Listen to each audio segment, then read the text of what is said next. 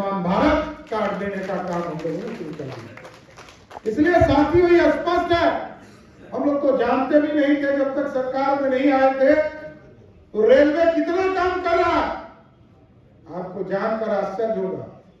अभी एक रिपोर्ट मेरे पास आई है, बिहार में 1950 से लेकर 2014 तक बिहार में लगभग 32,000 करोड़ रुपया का इन्वेस्टमेंट रेलवे से हुआ।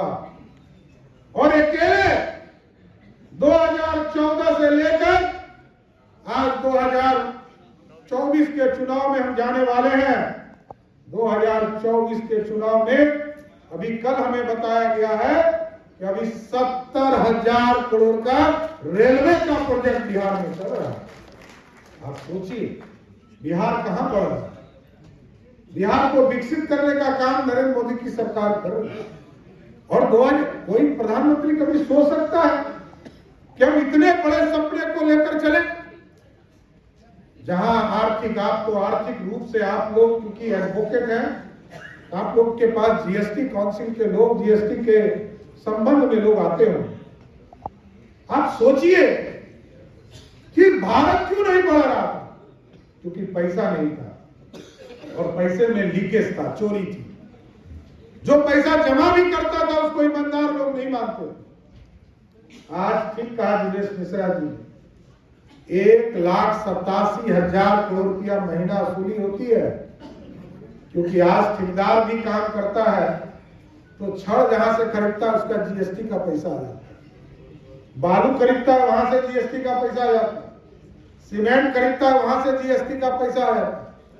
दुनिया में पूरे देश, जो दुनिया के देश हैं, बड़े बड़े देश, इंग्लैंड, अमेरिका, जापान, सारे के जीडीपी नीचे चल रहे हैं और हमारा जीडीपी आज भी दुनिया में श्रेष्ठ है। और आगे नरेंद्र मोदी जी के नेतृत्व में जो भारत ठंडा हो गया, कोई प्रधानमंत्री चिंता ही नहीं करते थे। लोगों ने देखा इकोनॉमिक्स प्रधानमंत्री देश 10 साल, वो प्रधानमंत्री जी के समय लोग गर्वान्वित ही नहीं होते। लोगों को लगता था हम किस देश के प्रधानमंत्री के नेतृत्व में काम कर रहे हैं, क्योंकि जब तक श्रीमती गांधी स्विच नहीं दाबती थी तब तक तो मनमोहन सिंह बोलते ही नहीं थे। लेकिन आज हमारे पास ऐसा प्रधानमंत्री है जो 56 इंच के सीना के साथ खड़ा है। एक बार पाकिस्तानी इधर एक छिटपुटिया बम भी फेंकता है तो हिंदुस्तान के प्रधानमंत्री जी का स्पष्ट सेना को आदेश है कि एक छोटा सा बम भी फेंके, इधर से तोप का गोला फेंकने का काम करो।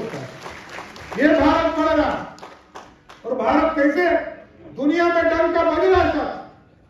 आप देखे होंगे यूक्रेन की लड़ाई, रशिया की लड़ाई, पूरा दुनिया देख रहा, किसी के कहने से रुक नहीं रहा। मोदी जी ने कहा हमारे बच्चे फंसे हैं, चाहे यूक्रेन वाले हो, रशिया वाले हो, सबके राष्ट्रपति ने तुरंत युद्ध को रोका और कहा कि हमारे बच्चे वापस आएंगे। और बड़ा रशिया के प्रधानमंत्री ने जब ये कहा कि बच्चे आपके निकलेंगे कैसे, पहचान क्या होगा, तो मोदी जी ने कहा कि उनको कह दिया गया है एक तिरंगा बना लो और उस तिरंगे को दिखाकर भारत का पासपोर्ट समझकर भारत लौट के आना है। लेकिन भारतीय तो निकला ही, बगल वाला पाकिस्तानी और बांग्लादेशियों निकल गया। यही है भारत। इसलिए आप सभी अधिवक्ता साथियों को इस समागम के माध्यम से जरूर मैं आश्वस्त करता हूं कि आपके मान सम्मान और आपकी समृद्धि, आपका सुरक्षा, आपके चीजों को कैसे खड़ा करना है, इस पर जरूर हम विचार करते रहेंगे, हम लोग सभी पार्टी के लोग। लेकिन जरूर एक आग्रह करूंगा कि अभी बार काउंसिल के चुनाव हुए, हमको लगता है कि हम लोगों ने मेहनत नहीं किया, हम लोगों से कहीं ना कहीं चूक हुई। पूरे प्रदेश में ऐसा जरूर एक माहौल बनाइए, आगे जब बार काउंसिल का चुनाव हो, एक एक सीट भाजपा के समर्थित उम्मीदवार चुनाव जीते, ऐसा जरूर खड़ा कीजिए। और साथियों, ये संकल्प लेना है कि गरीबों की लड़ाई, भाजपा की लड़ाई बिहार की लड़ाई और देश को श्रेष्ठ बनाने के लिए जो आज नरेंद्र मोदी जी ने सपना देखा है, इस सपने को साकार करना है।